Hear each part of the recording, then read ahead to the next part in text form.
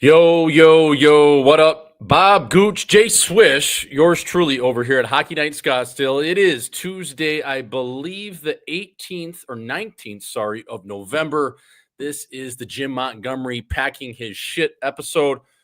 Jay Swish, always brought to you by over here, well, Hockey Night Scottsdale, but I'm joined by yours truly, Bob Gucci, the Heat Daddy. What's up, baby? How you doing?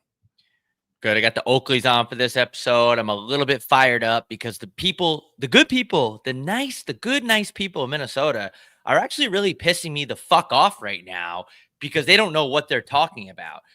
They're roping me into this thing where I'm saying that you could play in Minnesota on a 10 by 10 and do nothing, and it doesn't matter. No one cares. It doesn't get national coverage. It doesn't fucking matter. No one gives a shit. The fans on Twitter are twisting the narrative that I'm saying the fans don't care. That's not true. They have a passionate fan base. It's the state of hockey, allegedly. That's not what I'm saying. I'm saying that it doesn't get national coverage. Like Montferda got fired today. I haven't seen anything on my feed for months except for the Bruins. The Bruins, they're slamming that. But because Bruins fans are very retarded. Now, if you land in Boston and you get off the plane, I went to Boston in May. And the first thing I heard when I got into the city is some kid yelling at another guy. And he said, "Hey, suck my dick from the back." That's the first thing I heard in Boston when I landed. That's Nice. Boston. That's Boston. My voice just cracked. That's Boston. Retards. And in a good way. I'm also one of them. Not from Boston, but I'm retarded too. People in Minnesota are saying that I'm saying that they don't care about the team. I'm saying that the Wild get away with never doing jack shit and nobody cares because it's a different market. That's all I'm saying, Swish. So that's what I'm dealing with right now. How the hell are you doing? By the way, be careful with that hat. You're going to get canceled by Tim Walz for wearing that thing. That's very prejudiced to you. That's very racist. You racist son of a bitch. Oh, Chief Wabo with the Indians hat. This is dates back to, I believe, 1999, 2000. I got to actually take a look at it, what year it is, by the way.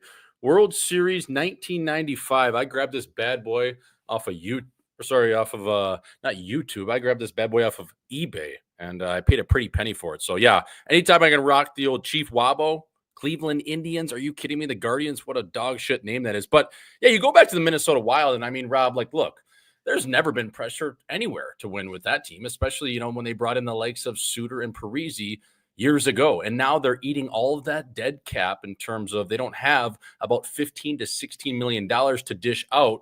So now there's even less pressure on the guys there because, again, they're playing with cap that's 15 million under, whatever it is right now. I think it's 92.5.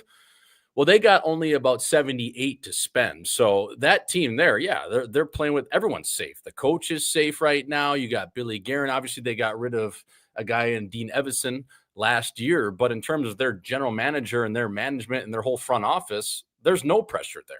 It's just There's no Minnesota pressure. nice. You know how they get that slogan of Minnesota nice, Minnesota soft? It's true. I've seen it, Rob. I'm on the other side of the St. Croix River, and I live in Wisconsin, as you know, and that's where I grew up. But yeah, man, it's very vanilla unless you go up to the north. Now, those guys up there in the likes of Roseau, Warroad, you get up into the Iron Range, you get up to the Lake of the Woods. Now, okay, those guys are up there, and those ladies up there, they are fucking nails. But everything in and around the greater Minneapolis, St. Paul area, Rob, I mean, it's at one point their mayor was married and he was banging a dude. Now, there's nothing wrong with that, but I'm just saying it's just kind of it's a false front, if you will. It's up in the north, but it's a little bit soft, fella. It doesn't fucking matter what you do in Minnesota. You could shoot heroin. I could sit on the bench. You know how players sit on the goddamn bench and they tape their stick and all the journalists come out and Mark Masters and he takes a picture. Look at the way Zach Parise is taping his stick. You could sit on the bench in the XL Center in St. Paul. Or everyone's like, oh, the arena's and everyone knows the arena's in St. Paul, not Minneapolis. That's how irrelevant the Wild are. Who gives a shit? It's the same stuff. It's the city. It's the Twin City. You could sit on the bench and shoot heroin as a player, the Minnesota Wild, before the game, and no one's going to care. And I'm not saying the fan base doesn't care. I'm saying you could just get away with more. Look at the Bruins. Their roster's not that good. I don't know. People are like, look at their roster, blah, blah. No, good rosters are Florida. Good rosters are fucking, I don't even know who right now, but it doesn't matter. Yeah, I I'm mean, good. saying In the East, you're saying? Yeah, Florida's good, Tampa's decent, they're always good, that's a winning culture there, right? The Rangers, that's a fake, good team, but yeah, the Bruins. Hey, good. Hang Yeah. another banner in New York. Hang another fucking banner. But yeah, what I'm saying is has nothing to do with the fans. I'm actually on the fans' side. They deserve better. I'm just saying there's zero pressure playing for Minnesota. Now in Boston, the Bruins, if they don't go 15-1 in their first 16, the city erupts because everyone's fucking retarded. So it's like they're in a wild card spot and there's this big panic. Like they're just like widespread panic in Boston over this team. First of all, I think they're going to be fine. Second of all, I don't know, like two of their top 5 scorers have played 15 games in the NHL, but that's Boston. So that was my point on Twitter. Everyone's trying to like gaslight me into saying that I'm trashing the fans. I'm not trashing the fans. I'm trashing the organization because it doesn't matter in Minnesota if you're good or bad. It really does not matter at all to the organization. Zero pressure. You remember that fake freak out from Mike Yeo years back when those guys initially signed? It was probably like maybe 1 or 2 years into that deal. I think it came in around like 2016 or maybe 17. So they're maybe 4 years into that deal or signing, or maybe 2 years, whatever it was. Do you remember that fake freak out he had? I remember talking to guys on that team. They're like, oh my God, we were holding back tears of laughter, how funny it was and embarrassing it was. Yozi's like slapping his stick like an 8th grade girl that just got kicked out of a hopscotch match. It was so funny, man. Oh my God. I remember seeing that. Like, if you saw that and you were your head coach, I'm like, oh, we're fucked. There's no way we're going to win a playoff series. We might win one, but we're not fooling anyone else. I remember seeing that, and we were watching that in St. Louis or maybe even in the jungle at the time. And I was like, oh my God, this guy, he's scared of his own shadow, and he's a head coach in the National League. Minnesota, they're not going anywhere. So, yeah, I just think, with Minnesota. Hold on. If Mike Yeo was my coach, and I was on the ice when he was yelling like that, I would have said, Mike, first of all, you look like you grew up staring into a microwave. You look like an idiot. Second of all, we play for the Wild. Nobody cares. We can go 0-82. Nobody cares from within the organization, not the fans. The fans will care, but nobody's losing their job. So just shut the fuck up, Mike, you idiot. You look stupid. But anyway, sorry to cut you off. Well, Craig Leopold, back in the day, the owner, asked Suter and Parisi what they wanted for their deal, and he just gave it to them. Went on that team. Suter was basically running that team when he was there. 100% he was. He was like scheduling what they're going to eat, what days they're going to have off. He was above the coach, and that was Mike Yeo. That was Bruce Boudreau. They had a few of them in there because they just shuffle them out. Whoever Suits or Parisi wanted to coach that team. Suter was basically the right-hand man to the owner there and Craig Leopold. That's no short of a lie. You guys, any guys that play there, and good on Suter. I mean, to get that position of basically owning the team while playing on it. I mean, that's draws a lot of likes to the Flint, Michigan Tropics and Jackie Moon. It dates back to the ABA days. So Suter was a guy that was actually, I mean, he was talk about the inmates running the asylum. That was one of the cases there. And that's why I think, Suter is a great player. Obviously, he's a Madison, Wisconsin guy. I like him.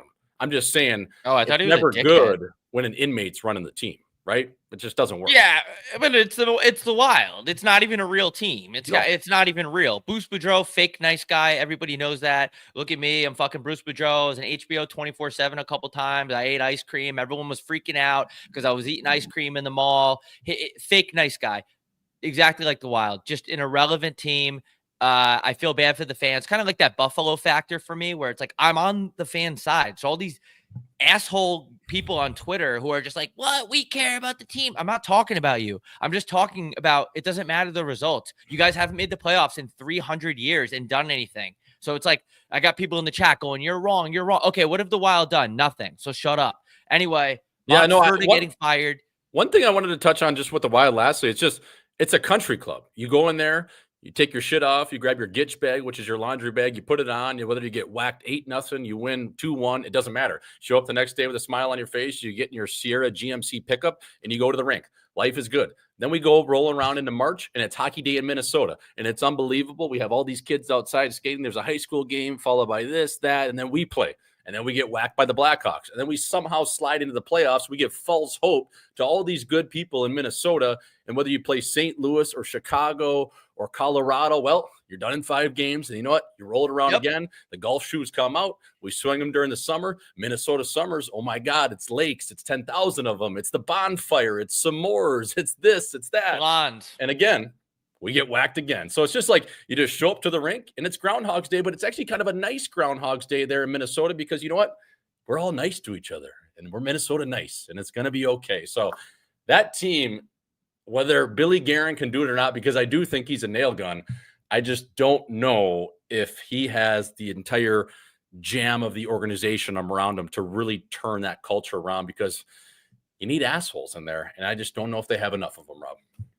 No, you made a great point. The Minnesota Wild, half of being on the Minnesota Wild is just getting done with hockey in the first round and then going to the lake, inviting some blondes that have just fucking just nice tits. Like not even like that big, just nice tits, just a good set. Like it fits their body, and just forgetting that you even play hockey. It doesn't really matter. I would love to play for the Wild. I would walk in there and say, give me a 15 by 15, go full Rick DiPietro, and then I would go full Pierre-Luc Duferda and mentally check out 8 games into the season and then demand a trade to Tampa Bay. And guess what? Not one person in the Minnesota Wild would face any repercussion for it, and that's no disrespect to Billy Guerin. I love the way he used to cross-check rookies in the face in camp back when he was a player. And yeah, I just think that I just got so fed up with the Boston talk, and it's just like hockey media sucks and everyone talks about the same shit and no one's original. So it's like everybody's kind of piling on the Bruins when in reality, I personally think they're going to be okay. That's just the resiliency of Boston. And if they're not, the players are scared of the crowd. Like if you're the Bruins and you're not doing well, like there's an Irish guy that's 15 Guinnesses deep outside TD Garden that's ready to kick your fucking ass. So the stakes are high in Boston. And with Montgomery getting fired, I feel bad for him. You can't even have a couple drinks in Dallas. They fire you for boozing. It's like, and now you're getting fired when you're in a wild card spot. I don't know, but I also don't know what's going on in the locker room. And so I don't really know what the fuck I'm talking about. I actually don't know why people are even listening to me right now. Yeah, I mean, you're looking at a guy named Jim, Tom, and some other Irish name, maybe Patty they call him, and they're sitting outside of a Southie bar, and not only are they high on Percocets, they've had 12 Guinnesses and probably 6 Irish car bombs to wash away that Jameson, and they're talking about how they need a new coach in there.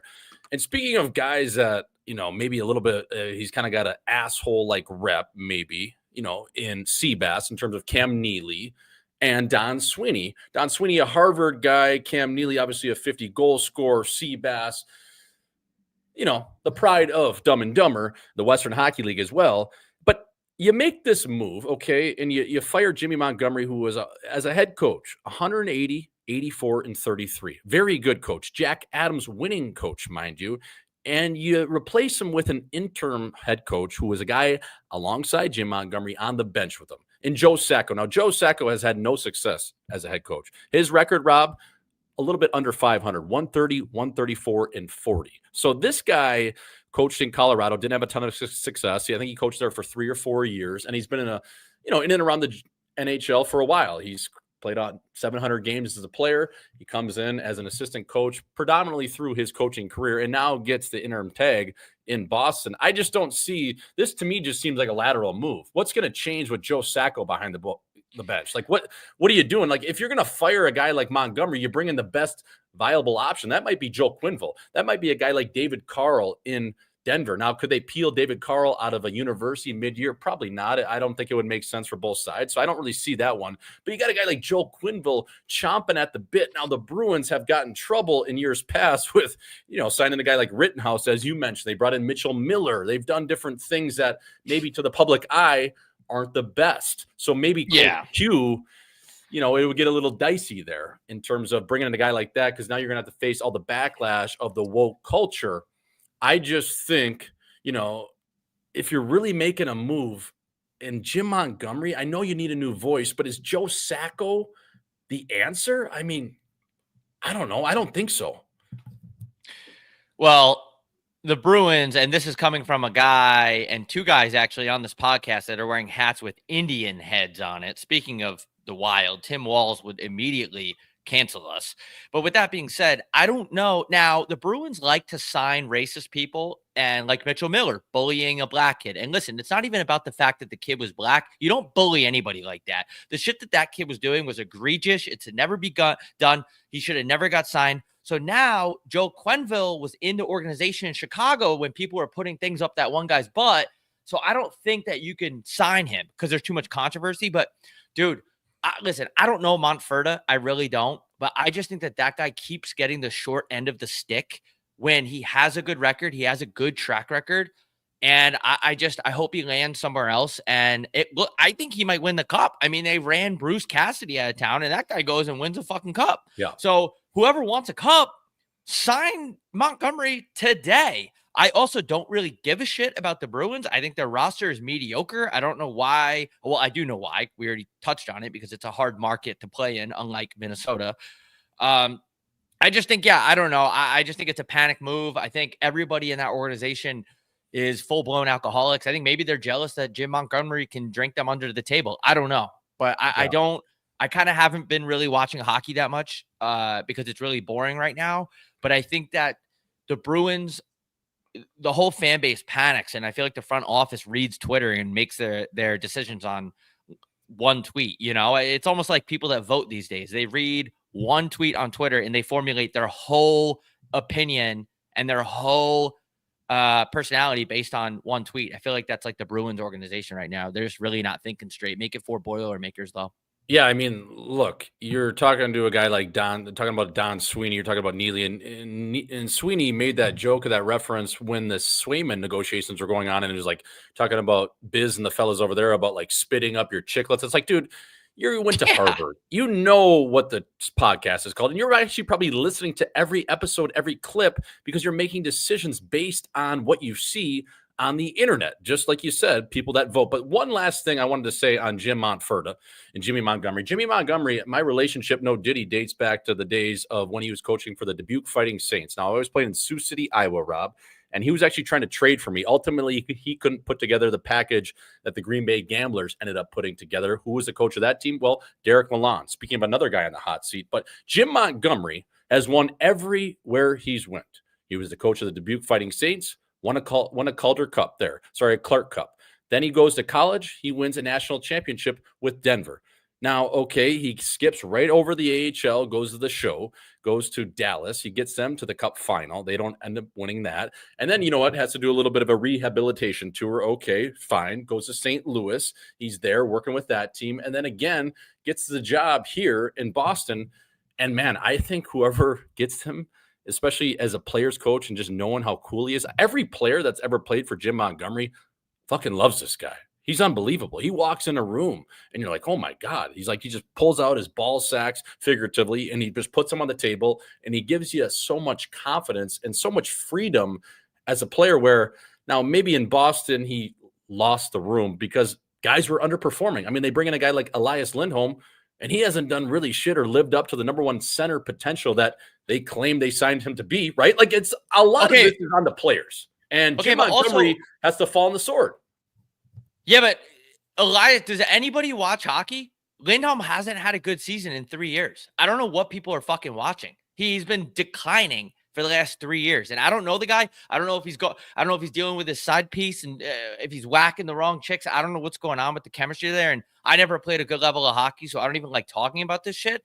But in what world do you sign that guy and you think you're going to get him from 3 years ago when he hasn't played like that in 3 years?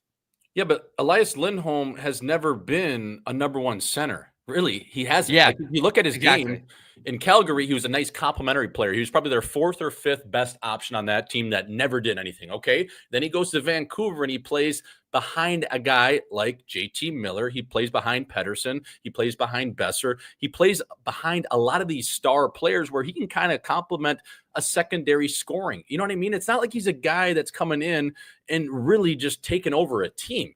You can't expect him to be David Krejci like. You can't expect him to be Patrice Bergeron. He's not those players. He's a second line option, and maybe he's even a third line option. I would say second would probably be fair, but he's not a guy that's going to come in and just be like, wow, that's the big centerman we needed right down the middle of the ice. So I think they lack depth down the middle of the ice. I mean, you got Zacha, you got Charlie Coyle, and you got Lindholm. To me, that's a lot of middle six options when you're really looking at it. That's none of those guys, and no disrespect to them, they're all great players. None of those guys are a number one center option. So if you're looking at their wingers and Marchand coming off double hip surgery, it's just like there's a lot of different things and moving parts to that team. And Zadorov was supposed to be Chara. When was Zadorov ever Chara? He was a 4-5 defenseman that can fight and whack it off the wall and play big in front of the net. He's not a number 3, number 2 defenseman. It's just like, what what do you mean? Like, he's a 4-5, and maybe he's even a 5 on a good team, Rob,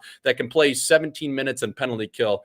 But it's just like, guys, sometimes you got to look your chins in the mirror and say, we fumbled the Swayman deal during the summer into camp. We have our captain coming off a couple different surgeries. Elias Lindholm, we probably gave him a little bit more than what he actually is. And now down the middle of the ice where you need to be your best, well, we don't really have anything there. And now Jim Montgomery has to pack his shit, get out of town, and wait for the next option. It's just like, it just seemed like such a candy ass move to me by management that's feeling it from Jeremy Jacobs, who steals all the money from the fans and just puts it into his own pocket like a selfish bastard owner. And you know what? They were probably feeling it from him. And this is the easiest move. You can't fire all the players, Rob. You can fire the coach, though. Why are they even firing him? They're in a wild card spot. It's November. I know. It's just like, what do we mean? Like, what That's what Boston. are we I mean, what are that's we Boston, even I guess. talking about, dude? It's just like, and then you bring in Sacco. Joe Sacco. I don't even know who that is. Well, he's the Salvation Army of Joe Sakic. Yeah, You know, like, he's the is that Saint Joe Vincent de Static's Paul. retarded stepbrother? Like, who is Yeah, that? like, who is who Joe is that? Sacco? I don't even know who that is. You're a fucking original 6 team, and you say, okay, yeah, we're gonna fire our Jack Adams coach. Okay, who are you gonna bring in? Oh, we actually don't want to go out and spend any more money. Joe Sacco, take over the team, buddy, and good luck. Like, that's just, what is that? That is so chicken shit by those guys in Boston. Fuck them. Like, you fired Jim Montgomery. Fuck you. What is Joe Sacco going to do? Come on, man. I mean, like, it's one thing if you go out there and you're like, all right, I got my guy. Okay, I'm pulling him in to be a Bruin. No, you just look down the line and you just shoot the guy in the back of the head and you bring in the next fucking guy. Fuck you. Chicken shit. Yep, just Boston drama. And I'm looking forward to just muting the word Bruins on Twitter because I just don't care enough to keep hearing about this fucking team anymore. It's like I've heard enough about the Bruins in the past 2 months for the whole year, even the whole Swayman thing. Like, okay, how long are we supposed to sit here and listen to the Bruins and Swayman arguing over a cumulative like 1.8 million over the term of 8 years? Like, who gives a shit? Go do a State Farm commercial. Get your money that way. Either somebody, fucking Seabass, go play another movie role. Like, oh my God, like the drama around this team is insane. Like, it makes the Rangers look good, and the Rangers are hanging up banners for goddamn going to morning skate. Yeah, I mean, it's just, it's chicken shit, and we can move on right now. And one thing that we saw over the weekend that was very chicken shit, and I don't know if the folks in the chat saw this. I don't know the people listening, Rob, but that pickleball match down in Mexico. Now, we've had our rants about pickleball, how it's an amateur game. It's made for senior citizens. It's made for people on life alert that probably live at an assisted living home, and they get them out on the court. They just go whack that ball at each other for 5 minutes, and then they get off and they get back on with their day. But that clip out of whatever pickleball tournament it is, and I guess it's the fastest growing sport in America, and apparently that travels down south of the border. And did you catch that clip of the guy absolutely suckering the other man on the other side of the net with his fucking foot? Obviously, you got to tuck your chin, but that was insane. I've never seen a kick so casually, and the guy got away with it too. Nobody beat him up. Nobody did anything. Everyone was scared of a guy that kicked another man when he was down reaching for his paddle. That was hilarious. I mean, that guy said he was knocked out and then he doesn't have any memory for 3 hours. So, you know what? Fuck. That's one way to go down swinging, if you will, in a pickleball match. Imagine going and playing pickleball, which is already crazy gay, and then you just get knocked out cold. But Swish, I'm going to play devil's advocate here. So should you kick somebody directly in the head during a meaningless pickleball game? Nah, you shouldn't. But did the guy that got kicked in the head almost deserve it? You got to look twice at the game film. He won the point. Now, this is pickleball. This is a very irrelevant sport. Somehow the mainstream media got everybody to hop on the train. It's kind of like how they got everybody to love lacrosse in 2004. The guy that won the point, he goes, yeah! And then they went up to the net to shake hands. In pickleball, I'm surprised they don't do a little kiss on the cheek because it's such an insanely soft, gay sport, and that's no disrespect to anyone that's gay. Nothing wrong with being gay. I shouldn't use it as an adjective like that, but I am what I am. And he spiked the guy's paddle out of his hand. You don't do that. That's a hardo move. And that's what made me think like that guy kind of deserved. Do I think he deserved to get knocked out cold? No. Do I think he deserved to maybe get hit in the mouth? Yes. You don't scream like that. You don't smack the paddle out of a guy's hand. Are they both retarded? Yes. That's already a given because they're playing pickleball. But it was just such a funny clip. I mean, imagine you're going to play pickleball and you get knocked out cold by a roundhouse kick by some guy that's 145 pounds soaking wet. I mean, what a bunch of assholes. Like, you almost have to like it. Yeah, that was a crazy. Well, I could see a sucker punch in that instance because the guy, like you said, I mean, he sellied it so obnoxiously and then ends up kind of whacking his paddle out of his hand. He actually reaches to go grab it, and then all of a sudden, when his chin was just at its perch and its peak, he just winds up like he's about to take a corner kick and just delivers a blow to the guy's chin. I mean, it was textbook. Like he hit that ball or that chin right on the Craig button, and he dropped him. And then nobody did anything about it. Like his partner ran over there and just like almost tried to hug him. He's like, "You good, man? Let's just hug it out." So it's like, how didn't anyone stand up for him in that instance? Maybe his partner actually hated the guy too. Maybe he's like, that guy's a fucking dickhead and he deserves this. But never knew pickleball could be, at that level. I've never seen any game film out of the game of tennis that happened to it. You always see in these so-called classy games, tennis, golf, and then pickleball. I guess you pickle a wrench, pickle dick, you throw it in the same category. But it's kind of like those clips you see when, a group tees off too soon onto another group who's out in the fairway and they end up hitting a nugget in terms of a ball right by their cart, or maybe it strikes one of their players in that foursome, and then they hit that ball back, and then all of a sudden it's melee. They start chucking at the next tee box because every guy's had two twisted tees, and they hate their boss, and their wife's yelling at them. So it kind of reminded me of what happens on the golf course. Like all of a sudden, a non-contact sport, Rob, becomes a UFC match. So yeah, that was pretty funny. I probably watched that, I don't know,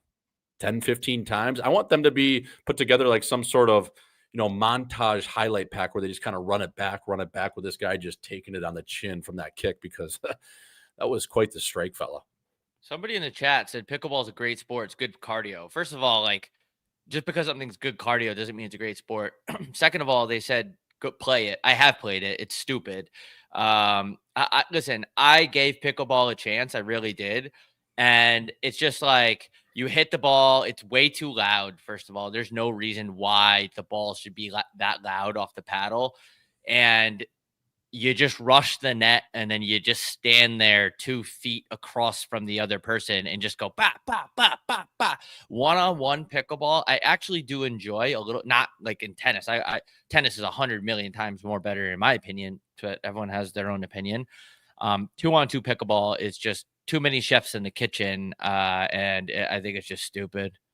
Yeah, I mean, we always see the place we play at. We always see the pickle dickers over there playing, and it's just 2-on-2 just becomes a slap dick. It's like you take your cock out and you just slap it over the net, and the next guy takes his out and you slap it. It's just a complete slap dick game. And again, I'm not hating on pickleball, but I am at the same time, right? I'm not hating on it at all. Fucking stupid sport.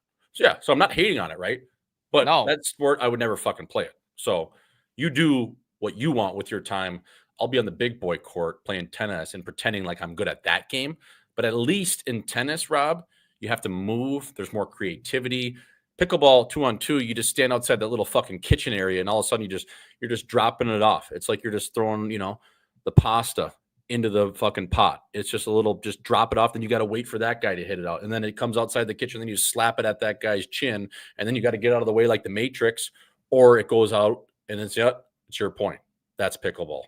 That game sucks.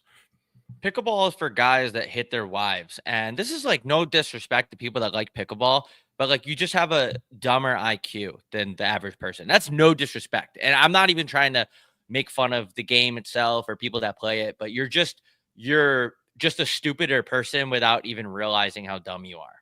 Pickleball one-on-one. No disrespect. No disrespect, but disrespect. Pickleball one-on-one is not good cardio. Okay, pickleball one-on-one is for people that think that is actually cardio. It's fake cardio. You don't move. That court is not big, okay?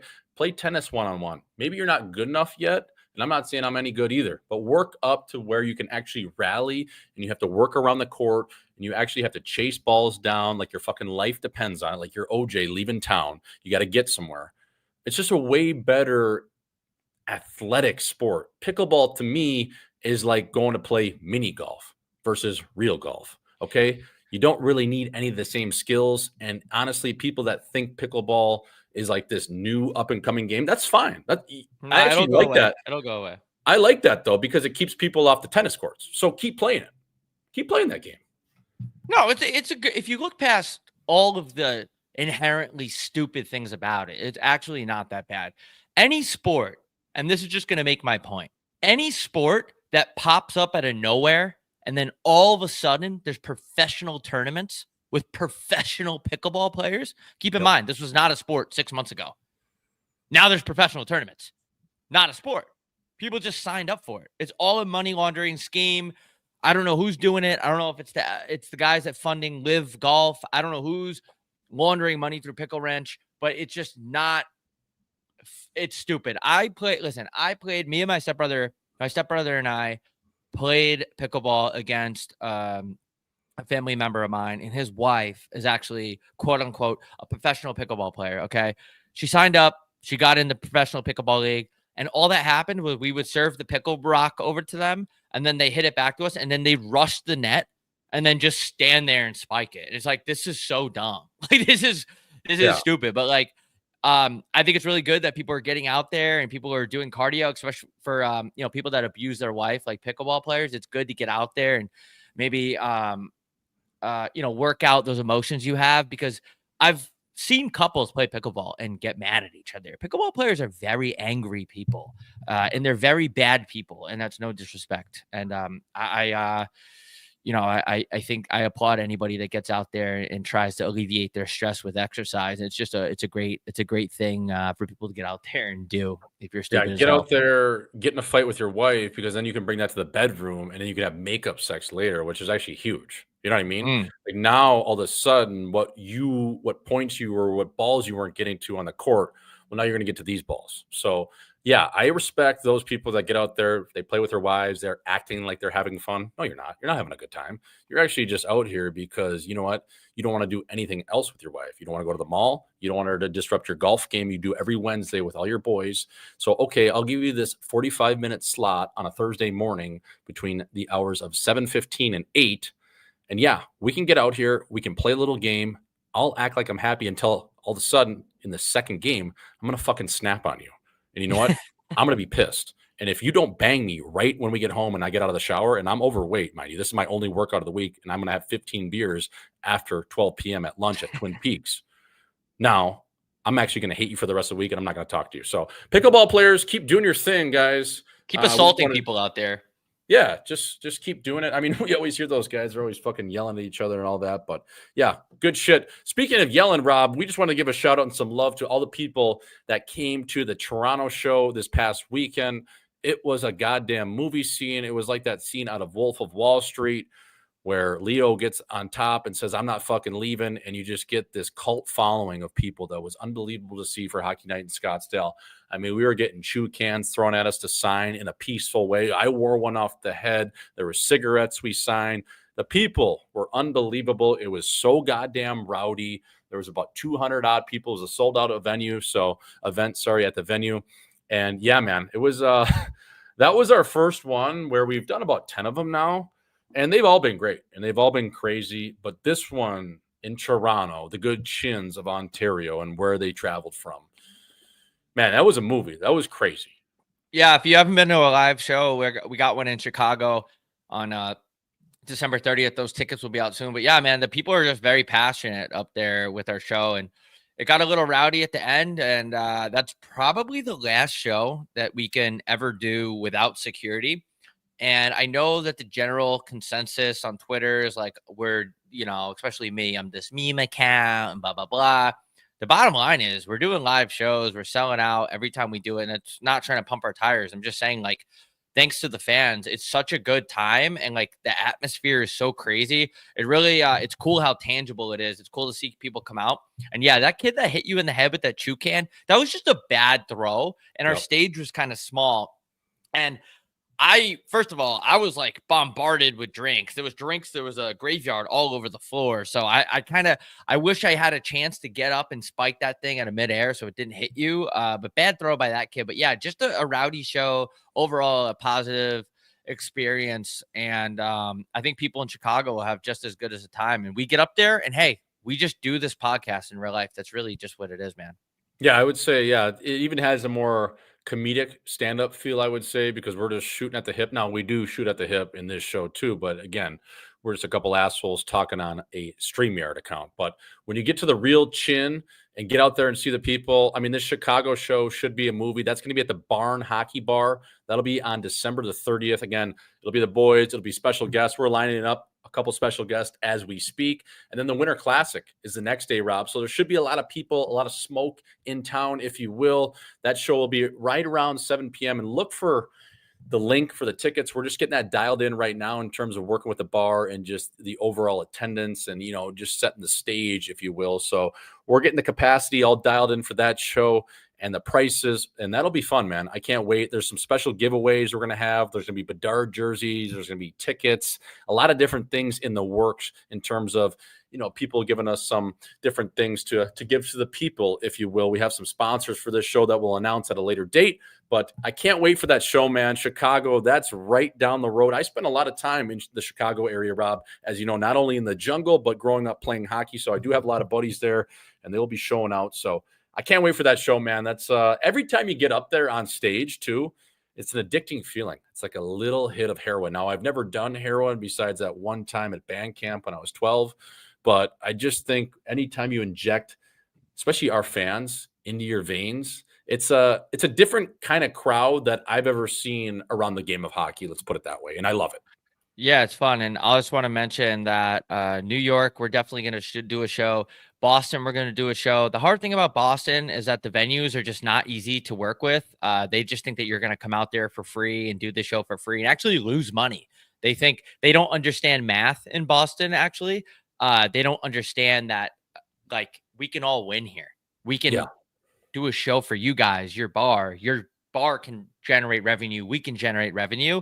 And they just kind of, I don't know if it's just an IQ thing over there in Boston, but the venues are not easy to work with. So when we find a venue that is a good fit, we will be right over to Boston. And I'm sure you guys will be just as rowdy, if not more rowdy than Toronto, but we do need security. But yeah, man, we're going to do a show in New York for sure to answer your question in Ferda. But yeah, great time in Chicago, New York.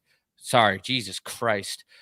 Great time in Toronto, and the Chicago show is going to be, it's going to be fun. It's going to be good. It's good. Come out and see for yourself. I think everyone, it's surprising. I mean, people think that it's going to be a shit show, but everyone seems to enjoy it. I get a lot of good feedback. So Yeah, absolutely. And you mentioned New York, and you mentioned just getting out there. And one guy and friend of the show that watches all of our content, he's one of my good buddies dating back to, I don't know, 12, 13 years old. And that is New York Islanders defenseman Mike Riley. Mikey just underwent a heart procedure. Now he's going to be okay, but he's going to miss some time here, folks. So I just want to give some love and a couple clicks to Mike Riley of the Long Island Islanders. That is the New York Islanders, folks. So he went under the knife today, had a procedure done on his heart. Now it's all going to check out. He's going to be back playing the game he loves. He'll be back to 100%, living a normal life. But it was actually a blessing in disguise, Rob. They caught it while he had that concussion. Jordan Greenway kind of forearm shivered him right around the chin area. And with some initial screening after that, they found something that, it maybe needed to be operated on, and they confirmed it a few days later. So I just want to give some love to Mike Riley. Awesome kid out of Minnesota. I've known him my whole life, basically playing hockey. And, I shot him a text this morning before he went under the knife and wished him well. And he's a big hockey night in Scottsdale guy. So I just wanted to give that fella some love, baby.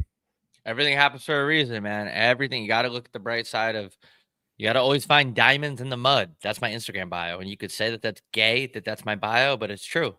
You always got to find diamonds in the mud. Shout out to Mike Riley, speedy recovery. And I'm glad, man, I'm, sorry about the head injury, but like I said, everything happens for a reason. Ultimately, he's going to be healthier in the end, and that's what you love to hear.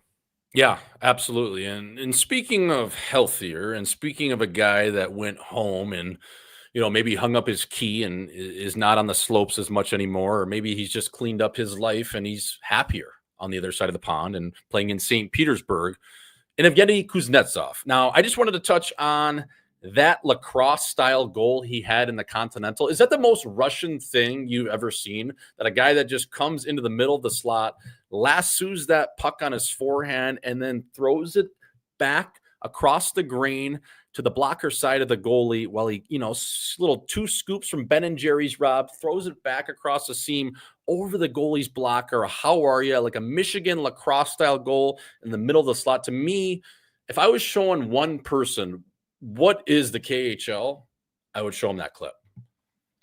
Yeah, just awesome creativity and having the balls to pull that off. It makes me, you know what, Swish? It makes me sad that Russia is not allowed to play in the Four Nations Cup because of the likes of AOC and Dr. Fauci and Obama. And you know what? That's what we're going to miss out on, creative hockey and guys that aren't afraid to put their nutsack on the table and make creative plays like that. And, sometimes it takes a cokehead to make a good hockey play. I mean, look, if you're a partier, you're probably more creative than anyone else. You got weed, but you got no bong. Guess what? Cut a hole in an apple and smoke the pot out of the apple. It's cool to see hockey like that. Definitely more exciting than what's going on in the NHL, even though I'm on a hiatus from watching the NHL. But yeah, dude, that was a sweet goal.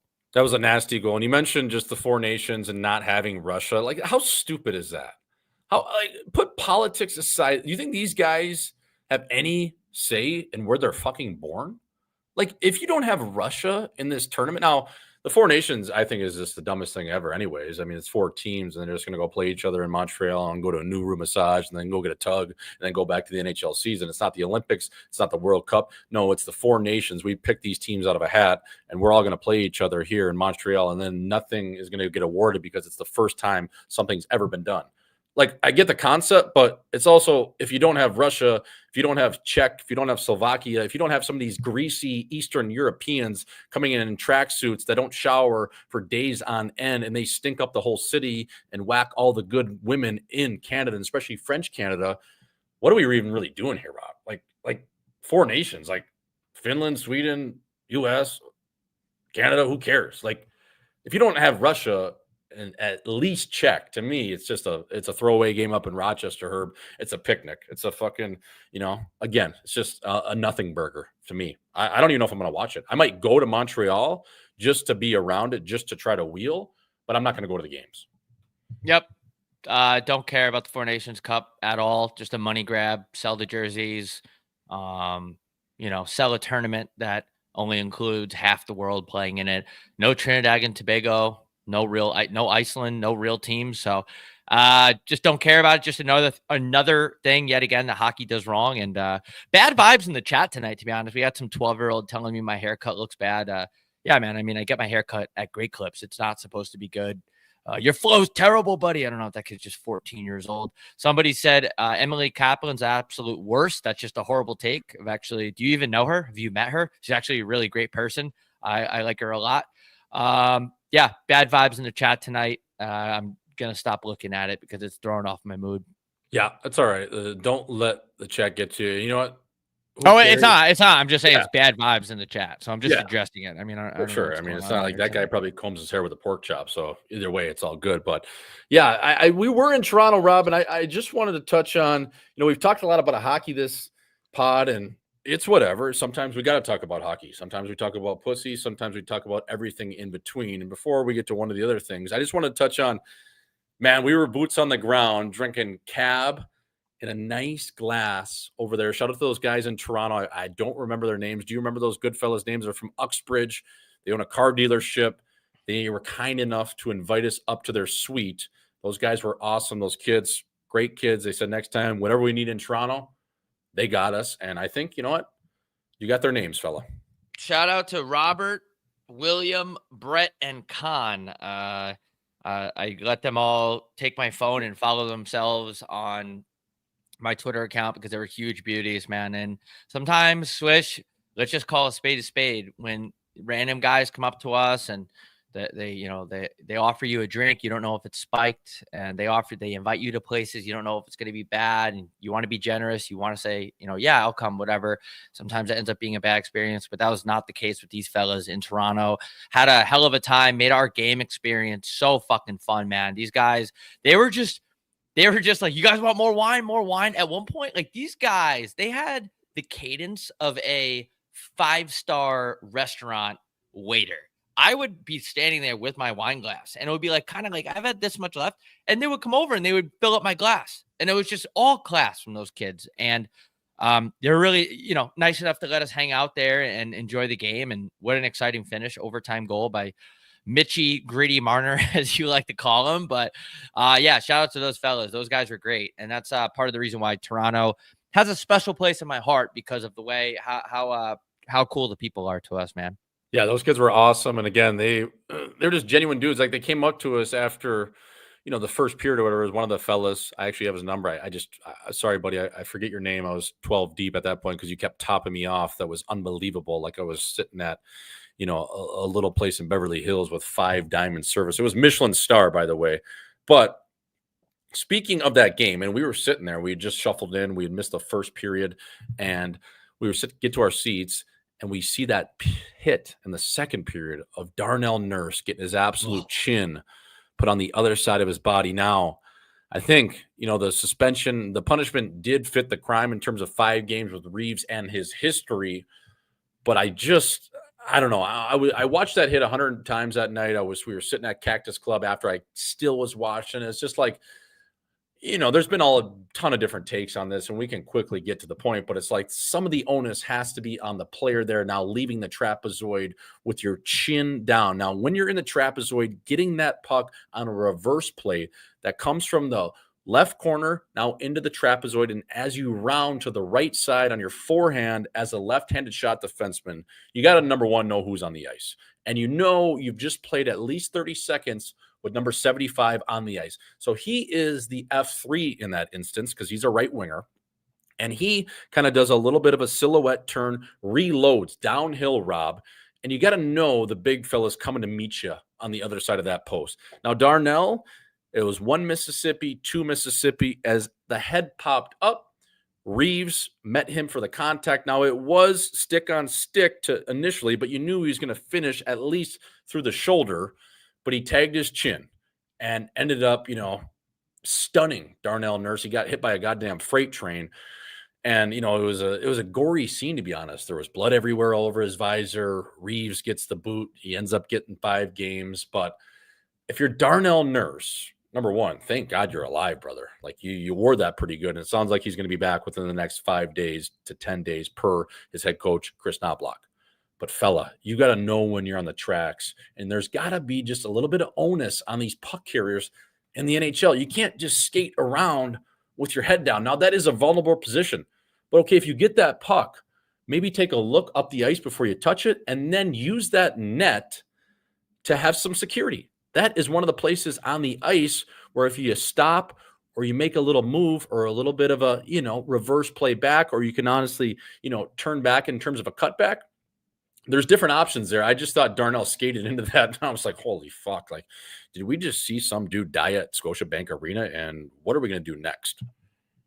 Yeah, we were just talking about how the Leafs, and a couple of days before that, we were talking about how they were too soft. I think Reeves just missed them. I think Reeves, it's a fast game. People don't understand that. I don't think, like, Ryan Reeves is like, especially because I'm not going to say what I was going to say, but I don't think Reeves meant to hit him in the head. It just, he missed. No.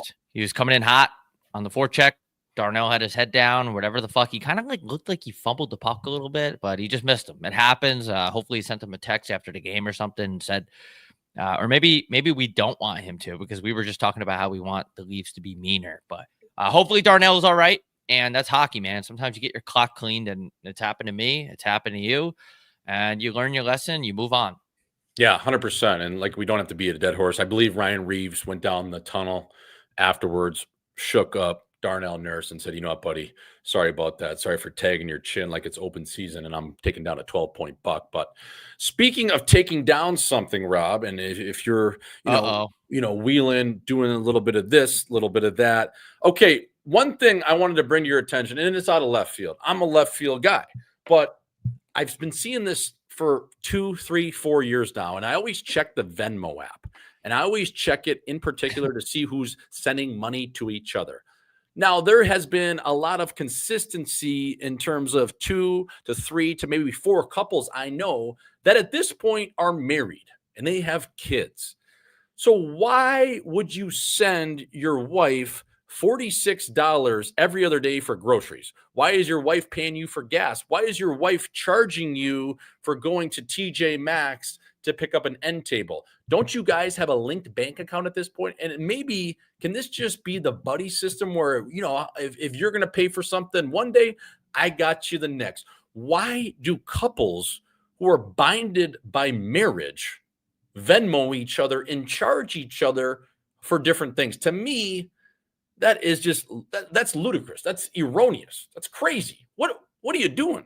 Like, at that point, why are you even? I mean, I know you're bunking each other, you're whacking each other, you got kids, but do you not like? Does you really need to see $23 go into your bank account because you went to Shell Gasoline and picked up a dozen eggs and some wheat thins? Fuck off! Like, what are you doing? Yeah, if a husband and wife are Venmoing each other publicly, first of all, turn your public on private. Nobody wants to see the transaction for the electric bill. Usually, I think two things are happening. Either one, the wife is banging somebody else, or two, the husband is gay. And that dynamic in a relationship just proves that you're not as tight as you should be. And I'll give you an example. When I have a buddy that I'm close with, I will never say, "Hey man, Venmo me for this," ever. You get this one, I'll get the next one. You and I do it all the time. You get this, I'll get that. It all shakes out in the end. And if it doesn't shake out, it'll probably be off by like $17. And if it's off by more than that, guess what? It's good karma. You're being a nice guy. It's not a big deal. I went out to dinner. I had a horrendous dinner last night with Bo Bennett. He was drinking wine. I wasn't. I said, split it up the middle. And the lady's like, "Are you sure? Are you sure?" Like, he had 2 glasses of wine. I go, I don't give a fuck. This is my buddy. This is my foxhole guy. You get this one, I'll get the next. So yeah, relationships, Swish, let's face it, a lot of people are in bad relationships. And as a couple guys sitting here in racist Indian hats, we're not the expert on we're not experts on relationships, but I do know that I would never charge my wife for the electric bill or the water bill on Venmo publicly, especially after she gives me gummers. I mean, she is a trooper enough to get down there and deal with me. No chance. So weird move by those couples. I know a couple off the top of my head that do that. To me, it's just I die laughing every time, and I actually send some screenshots to people, and I'm like, really? Like, this guy just charged his wife because she downloaded on DirecTV Saving Private Ryan on a Sunday because she was hung, and it's his card that is on the DirecTV account. Now that movie is $6.99, right? Out the door. You can watch it together. So at that point, if you watch it together, you watch even a minute of it on the couch. So is it $3 then? You're charging her $3.50? Or is it the full because she ordered the movie on your account?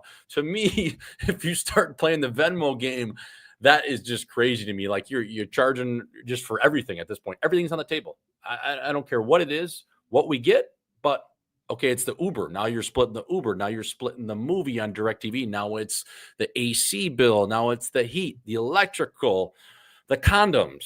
Now you went down to Shell Gasoline and you bought condoms. Well, I didn't want to wear these, so I'm going to charge you. Crazy. Yeah, it just gets weird. It's just like, is she going to say, like, you have to eat my pussy because I was sucking your wank like last week? Like, it's too transactional for me. And I would never, ever be in a relationship with somebody that we're Venmoing each other back and forth like that. Like, you just get me, I'll get you. Like, we're a team here. Let's be buddies. Anybody that's in a relationship like that, like, you got to know it's just a horrendous relationship, and I feel bad for them. But that's what people do, Switch. They settle down in bad relationships because they don't have, they just settle for less. That's just what they do. Yeah, I mean, and speaking of, just lastly on that, like, just one other place that these apps, like, I was thinking about getting, people do all these dating apps. I'm not one of those guys, but one thing that I actually might sign up for is LinkedIn, because I think LinkedIn, if you pay the premium, you can actually see where people work, and then you can shoot them an email. So I think LinkedIn is actually a sneaky place to wheel. I think it's getting outside of the box. It's getting creative. Like you can see who is, maybe a dental hygienist at your local, orthodontist clinic, or maybe at your dentist office, or maybe you can see, who is a school teacher. There's just different ways to kind of get out there. But I don't know what I would go as just being a technically a unemployed corporate America guy. I don't know how that would work. You know what I mean? I don't know how I'd actually sign up for that. I don't know if Hockey Night in Scottsdale will qualify on LinkedIn. So yeah, I was just curious on that front too, what you thought maybe, going the LinkedIn route. Cause I think that could be a sneaky place to go. I don't know. I've had coworkers in the past that do that, and then like girls get creeped out by guys hitting on them on LinkedIn. I think it just depends. It's situational. It depends. Like, right.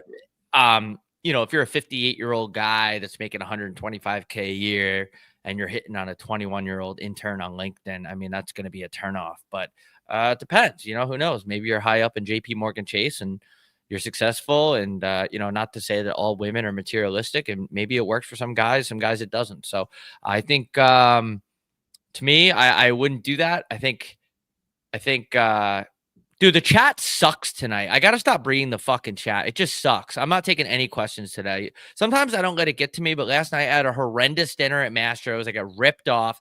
Today I'm having a bad day. All these pussies in the fucking chat today. I just can't deal with it. So anyways, Wish, yeah, I don't know.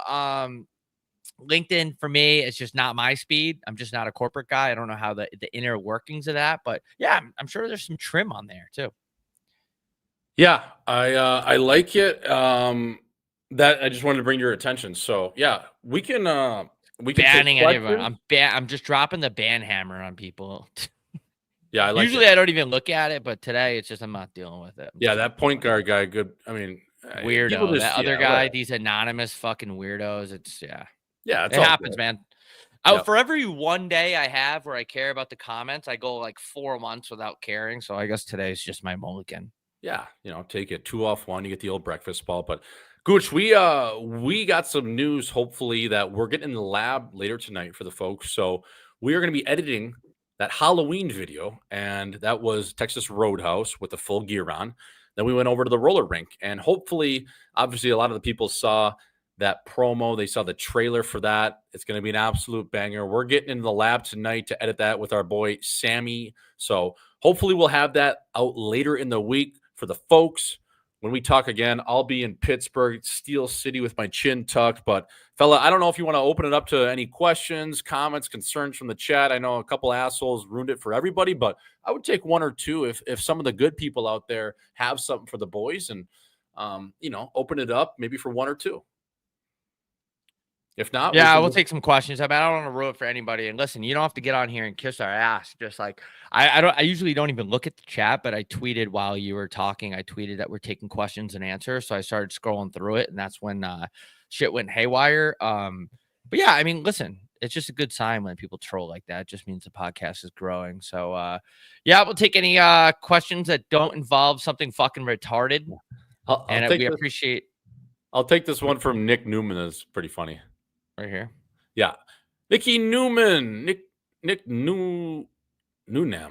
Did you have your chin tucked when the can hit you? Yeah, dude, I did. So it hit me on the top of the head. It was just like a little saucer pass, not hard at all, but my chin was down. So it actually just grazed the top of like the crown of my skull. And again, there was only probably 4 pouches in there. So it was a light toss. Like we're talking, something you just brush off. It just, you don't want that to escalate to more. But again, you can't teach that type of passion. So all good, whoever threw that. You know what? If it would have hit me in the temple with a full can with some speed on it, now I probably would have been chucking, but all good.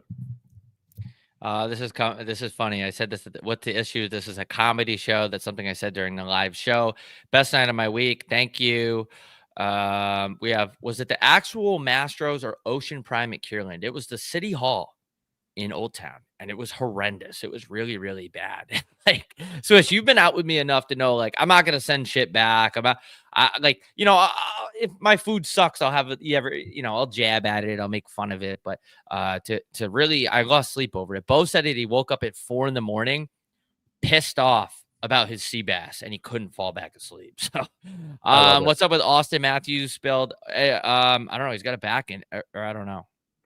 Yeah, he's got some sort of upper body element, I don't battling know if that. it's I'm his not back, sure actually. exactly what it is, but he's My over in back's hurt. Germany, and he'll be all right. How brutal is Ovi's injury? I actually don't know, but with how like it was a little tap on the knee, but it was like I'm from the outside, like hitting inside. It was like that little knees are sensitive, man. So I don't know if it even is his knee, but hopefully he's back soon. Week to week right away, though. Yikes. What are we gonna take here? Maybe which one? How much of a Jake Paul. joke was the Jake Paul fight? You can go ahead, Rob. We were sitting there watching it Yeah, together. it's just, it's a Jake Paul. He's a mastermind marketer, and we sat there and waited till 1 o'clock in the morning Eastern to watch a couple guys spar for 40 million bucks total, and that's just what it is. I don't really care anymore. It's just you laugh at the fight, you feel like a fucking asshole walking out of the bar or walking out of wherever you watched it, and you watch two guys make tens of millions of dollars to spar. Good for them.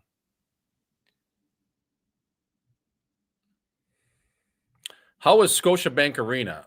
This is Zikamos. It's always the best, dude. I just wish there was more rowdy, good Canadian fans like they do have in Leafland in terms of the blue collar people.